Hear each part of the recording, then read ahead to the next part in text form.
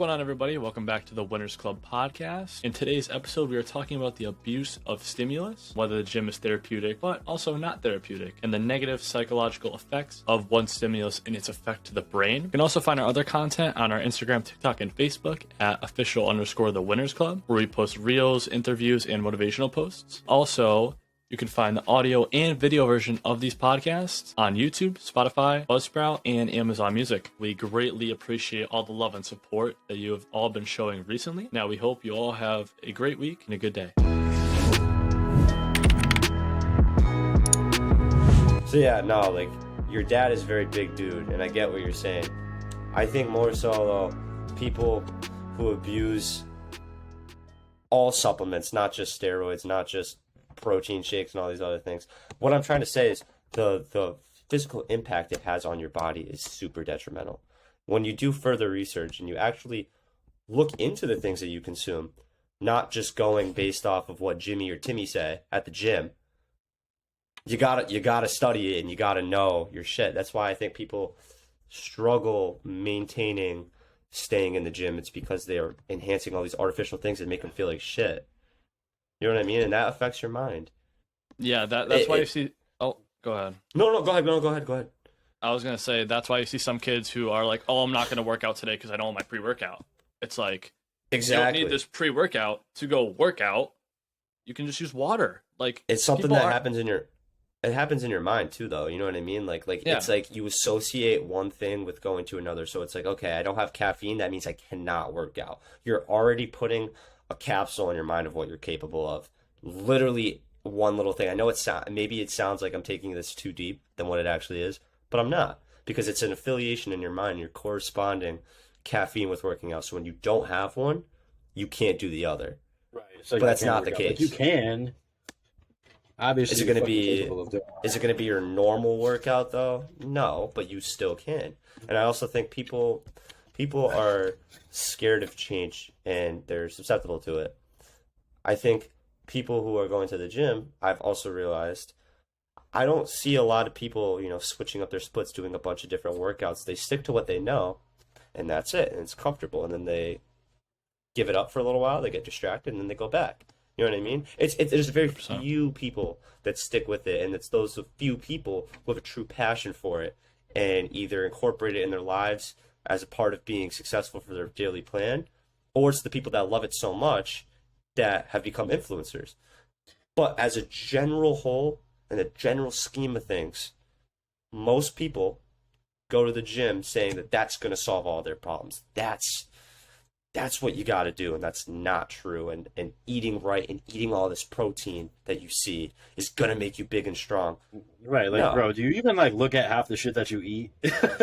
And, do your fucking research on it? Yeah, exactly. But, I think a lot of people, when they think of, anything with protein, name anything with protein in it, and they automatically think, dude, that's got to be healthy. Fried chicken. I used to do this, bro. Right. So I would go out to a restaurant. Bro, it's chicken. Fuck. It has protein. Yeah. It's got to be good for... no. It doesn't work like that. No. So, yes, it's like you pick and choose what you want to see in things. You select the I guess, strength that you can build from it. And that's why a lot of people, I think, end up subconsciously even dirty bulking, is because they focus on how much protein is in that one thing, but totally disregard the saturated fats, cholesterol, sodium, all these things that actually do impact your bloodstream, your health. And also, your bloodstream, though, think of where it does. It goes to your heart, it goes to your brain. You're slowing down those things the more you absorb of artificially enhanced things. Like, eating whole foods, organic whole foods, is what is in human nature, and that's what we're talking about, is living in human nature. Mm. Go ahead. Yeah, but a lot of people are so fixated on, the protein aspect. They don't give a fuck about anything else that's on that nutrition shit. They only care about the amount of protein that is in there. You don't pay attention to the saturated fats, any of that unhealthy shit. I know. No, I just Another said thing that I want too. to talk about real quick is Chipotle. Huge thing. That's see a good one. How people load the fuck. I'm kind of a hypocrite for saying this because I put some unhealthy shit in my protein bowls. But people go to Chipotle and they get fucking queso and sour cream and a couple of the other things that, I mean, they're not like. Let me tell you about with that too. But Chipotle, all right, I want everybody who's listening. If you go to Chipotle and you watch them cook their regular meats, so they cut the meat up, steak, chicken, whatever, and then they put it in these containers and they drench stuff on top of it. You know what that stuff is? It's canola oil. Do you know? I want everybody to understand how bad canola oil is for you. Canola oil is one of the worst stimulants for your brain. I'll look it up. I actually did not know that. Wow. Yeah. But you see, even more to add to my shit right there. Like you get, double protein. So not only are you consuming twice as much of the oil, you're also putting unhealthy shit on top of that. Canola oil has a high ratio of omega-6 to omega-3 that can raise your risk of certain diseases and conditions such as Alzheimer's, obesity, and heart disease. Alzheimer's. Fuck. Yep. So yeah, I'm saying though, crazy. yeah, Chipotle is great, and people love the taste of it, and it's good if you're putting on muscle and stuff like that. But also no, canola oil is seeping through that shit. All after you eat a bowl, everybody who's finished a Chipotle bowl, the grease on the bottom of the bowl is all canola oil, and your food was saturated in it, just sitting in it. That's bad. And I mean, okay, I'll take it back. If you eat Chipotle once a week, you'll be fine. Twice is fine. 3 times, you're pushing it. 4, that's really unhealthy. Number 1, it's expensive. I mean, to be honest, that kind of used to be us at one point. Like, I remember, I remember, I'm trying to think. I think summer coming out of high school, like, I was having Chipotle maybe, 3 times a week. I don't eat it that much anymore, but, that just goes to show, how, what it is it's a quick, easy stimulant. Yes, okay, it has protein. Yes, it has rice, beans, vegetables. I can get all these things. Just like when you go to the grocery store and you see those low sugar, artificially flavored, yogurts, for instance. All right, like Chobani's great, but Chobani's got a lot of sugar in it. It's mainly natural sugar though. It's not really added sugars. If I can recall correctly, depending on what kind. I usually get Chobani. Low sugar vanilla, but there's other flavors. Anyways, though, what I'm saying is, companies will make these low sugar or friendly calorie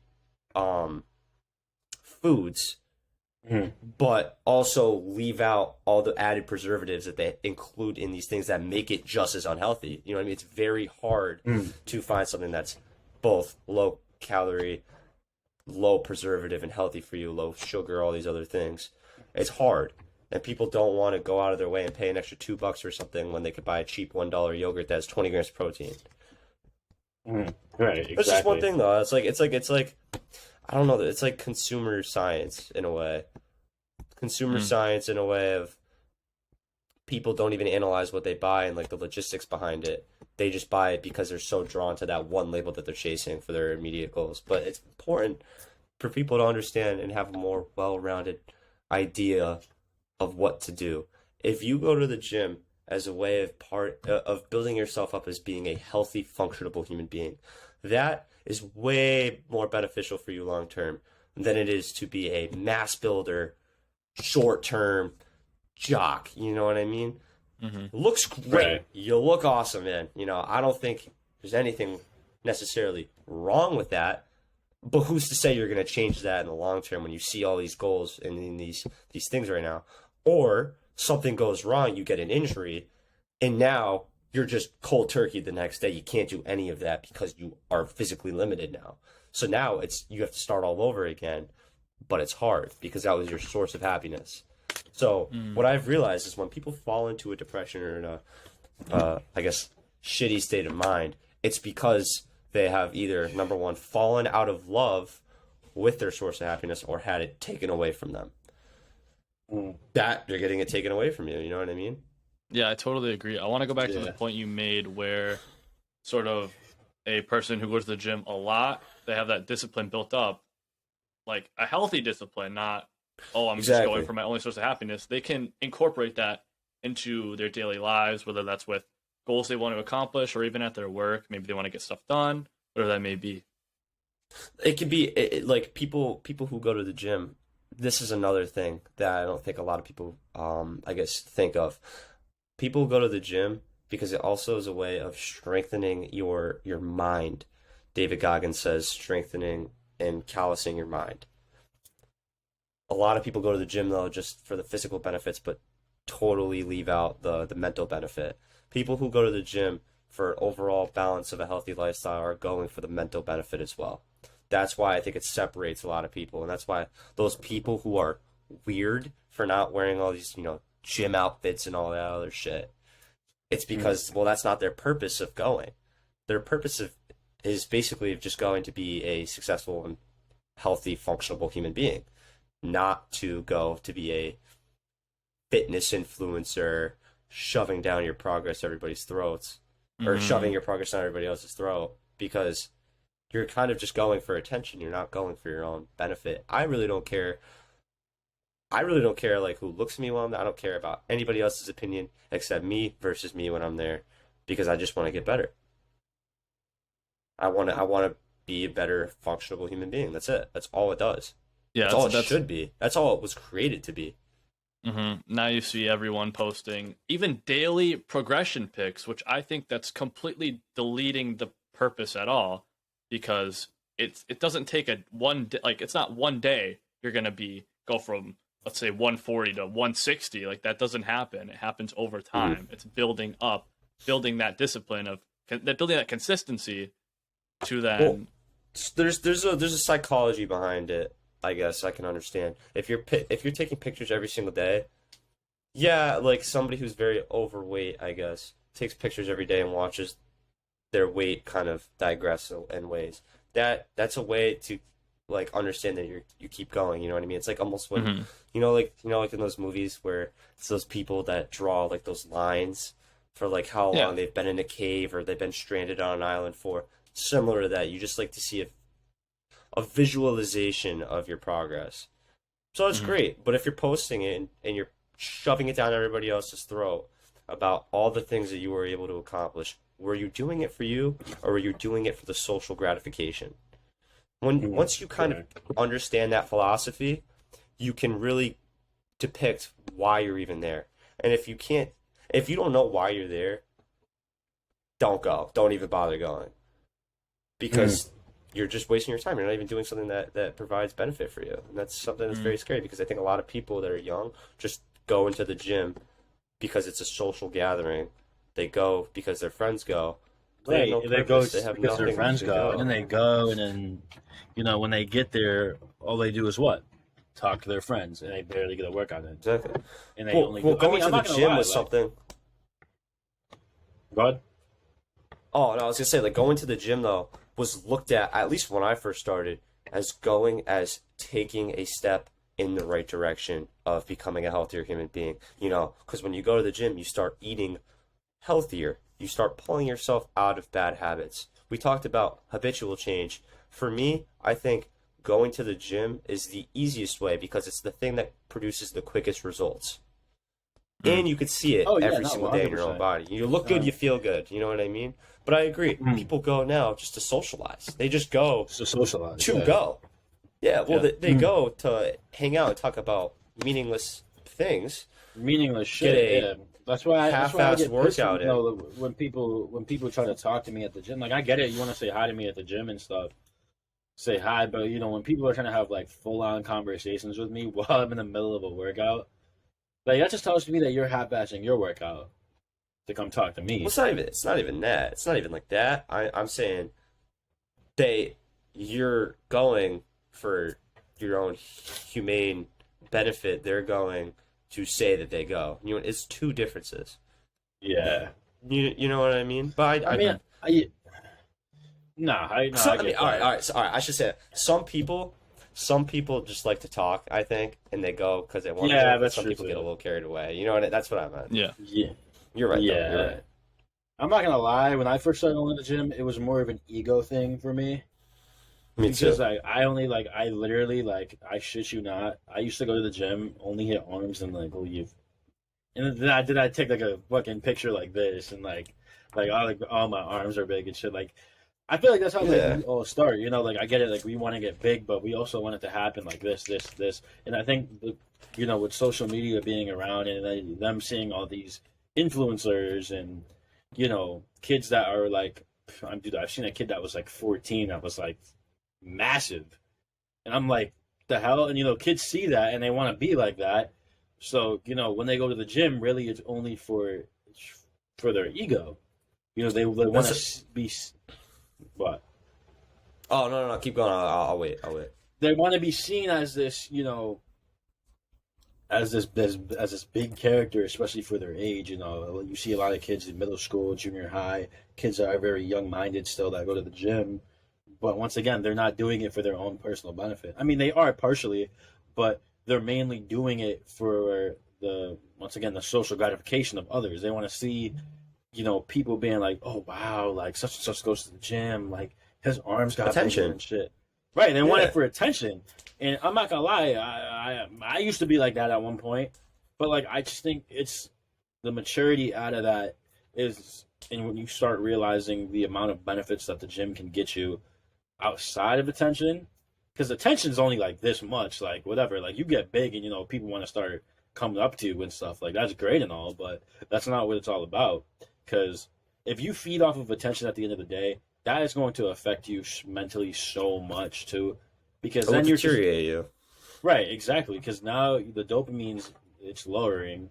You know, you're only going to the gym for social gratification just so people can come up to you. And you know, like I am gonna go back. I meant to say this way earlier in the freestyle, but Gibby, when you had said something about dopamine in the gym, like if the gym is your only source of happiness, right? And you get injured, right? That dopamine's gone. It's taken away from you. It gets taken away from you, and then you become depressed, and then God knows where that depression leads to. That could lead to, you know, obesity. All sorts of bad shit. Well, here's another thing. I have an argument for this too, because yes, you get that taken away from you and it hurts, but you also built up a very strong addictive personality while you're doing that, because all of the supplements you take, the caffeine and stuff like that. That's true. You're probably more likely to get into drugs. You're probably likely to pick up a bunch of bad shit if you already have, like, you need something to cancel it out to satisfy you, know what I mean? You, right? You need, and you can't take pre-workout. Yeah. You can't take pre-workout when you're just sitting in bed all day with a broken leg. You know what I mean? Right. So what are you gonna do? Maybe start vaping. All right, not a perk. That's a little. That's a little crazy. That's a little crazy. But I'm saying, like, I don't know. Maybe people start vaping. Maybe people start smoking. Maybe they start drinking. Maybe they just get into the. For me, they just need a stimulant so that way they could feel a certain way. I know what exactly. You mean. I broke my leg senior year playing soccer, and I was addicted to, I would say, the constant stimulus of listening to music before I would play soccer. That was like my little anthem I would get going, and it was a stimulus in my mind that gave me an adrenaline rush. I didn't drink any pre-workout, I didn't get into any caffeine or anything, but that was my stimulus. Everybody has a stimulus or a motive for why they do things. Mine happened to be stimulated from music. So when I broke my leg and I was on bed rest, I became addictive with my stimulus still of music, but in a bad way. I started listening to depressing music, and I was addicted to it. I came into a depression because my one thing was taken away.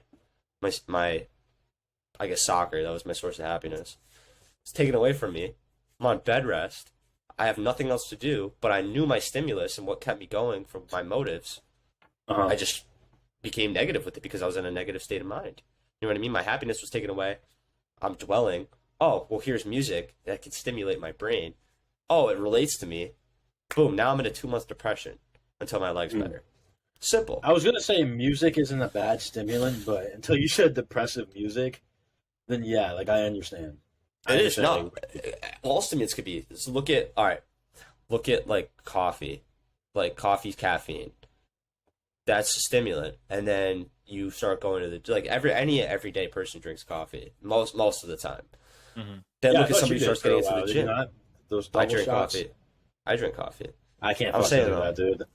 All right, I'm saying though, I like coffee because I just like the taste. But anyways, I'm saying though, then somebody who starts working out takes pre-workout, and I mean like the rates these young people are taking pre-workout, it's average to take 2 scoops. When I was working out, I was taking 3. I'm somebody in our town almost had a heart attack. I was about to bring that up. I swear to God, I was literally just about to bring that up. It's an example. I'm just saying, almost had a heart attack. 7 scoops of pre-workout. It was 5. I heard 7. It was a 7. I heard it was 5. Regardless, it's still fucking. It is an inhumane amount of fucking caffeine that you can consume.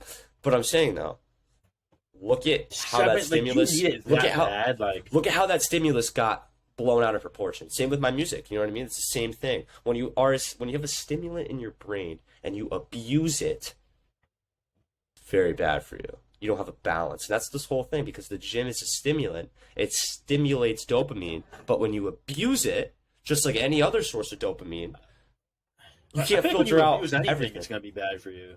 Exactly. It's important to have a balanced lifestyle in anything you do. And I also think when you have one, all right, give an example. When somebody has like a true sense of direction in life and they know exactly what they want to do, you don't typically see that one person only doing that and that's their identity. Do you know what I mean? They have other healthy systems, samples from other things that they do that help correlate to that. But it's not that one thing that entirely consumes them. Same with the gym, you know what I mean? So these people who want to go to the gym and really, really want to be successful at it, well, the fitness influencers are unique in a way because, yes, they go to the gym and they that's their personality in a way because that's their passion. Personality equals passion. Mm-hmm. But they have other healthy routines. They have healthy relationships.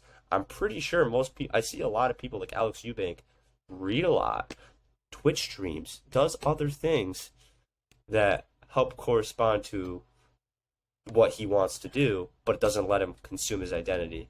Does that make sense? 100%. Yeah. Totally get what you're saying with that. Yeah. And I think another topic I want to bring up too is being judgmental in the gym. Say you see maybe it's a new person starting out for New Year's. They want to get into the gym. They don't quite know how to do certain workouts. Instead of judging them, we should accept them and sort of help them, get them, used to certain machines. Maybe they don't know any splits at all. And sort of, that's good stuff to talk about. You guys know who Joey Swole is? I was just about to bring him up. This is just the moment Brett said that, I was like, I gotta bring this up. Gibby, you know who that is? Oh yeah, I love that guy. I love that guy. I love how he spreads gym positivity, and I think that's something that's very big. And, how people think gym culture is so toxic and all that stuff. Like, yeah, instead of laughing at somebody, why don't you go over there and it's unfortunate too because a lot of people think like, if you're trying to tell them to do something, like it's more like you're more knowledgeable. Like it makes them right. Exactly. Yeah, they feel like it makes them look stupid. But there's also a way of going about it. Like you could suggest something to them rather than telling them to do something. Like we spoke about before. If you tell somebody to do something, they're most likely not going to listen to you. But if you suggest it to them, and there's a way of doing it, they're more likely to listen to you.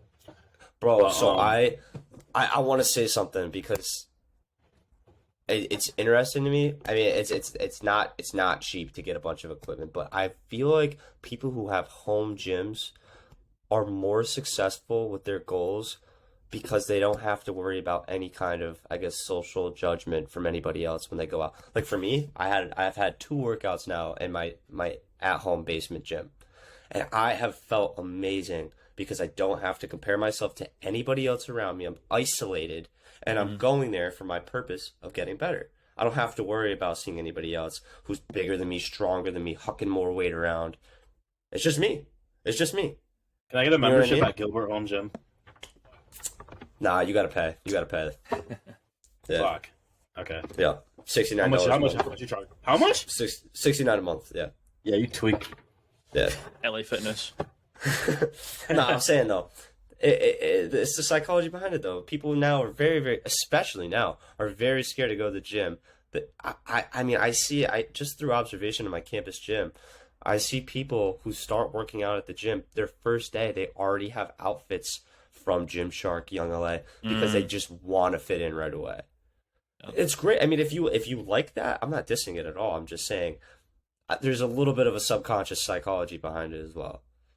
And I think social media is just making it worse. sort of. 100%. People can now get especially taken away from the gym and feel like, especially with like the modeling too, right? Like I don't know if that was your point, but like no, that was 100%, when you look at like Young LA and Gymshark, these people are all fit models. But when like look at like Victoria's Secret, for instance, there was a huge thing in I think there was a campaign in like 2008 to change the beauty standards because they were almost like artificially enhanced. But like, yeah, these new models aren't artificially enhanced, but they're physically enhanced. They take steroids. They take BBLs and all these people. All right, most of the time, like Chris Bumstead is a 3-time Mr. Olympia winner. Yeah.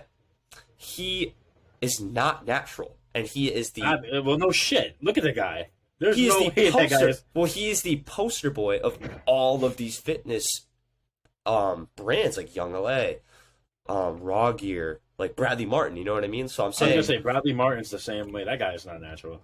Yeah, I'm just saying though. So what does this promote for the audience? They don't have any of the beginning models. Like, you know what I mean? Like it would be better if they had somebody who was more relatable, physically wise. You know what I mean? Like somebody who could still be fit but is naturally obtainable, being your model. Right, exactly. They'd be a lot more welcoming.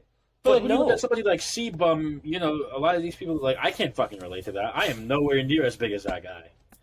You know what I mean? I don't know about you guys. Yeah, I don't know about you guys, but like, when like I got into like the gym like really serious, like same with you guys, you know, like gym culture, and when we kind of were, I guess, prey to this without even knowing the predator, like, I didn't even feel like I could. I don't even feel like I could wear some of these things because I wasn't big enough. You know what I mean? Yeah. I was like, I can't wear Young LA. I'm not big enough. Yeah, like I can't wear a tank top. My arms aren't big enough. Stuff like that. But you see, that's the only way. You know, that's how people think, and I feel like that's only, you know, if you think based off of other people's opinions, which fucks you up so badly. Like, really, you shouldn't care. Like, it's a very hard pill to swallow, and it's one of the biggest pills to swallow. Pause. But like. hey, it's something compared to keep going. No, keep going. All right, keep going. No, but like that's something that everybody, especially our age, needs to hear. And once you get that like through your mind, and it's, you know, it's there and it's stuck with you, I'm telling you, like you will be able to do whatever the fuck you want. Agreed. Like even 100%. Like, once again, you don't have to be the biggest dude to wear a stringer. You really don't. You want to wear a stringer? Okay, so what? Go wear a stringer. Work on that progress of getting big in the gym. Just because you aren't C-Bum or Bradley Martin or, you know, somebody else, like that doesn't mean that you can't wear that. I used to think that too, but like, you know, yeah, it's almost like there's like an unspoken rule of what your body type says about what you can wear. You know what I mean? Which is total bullshit. Where is that written down? Where is that written down to say that I cannot wear this? Right? Like.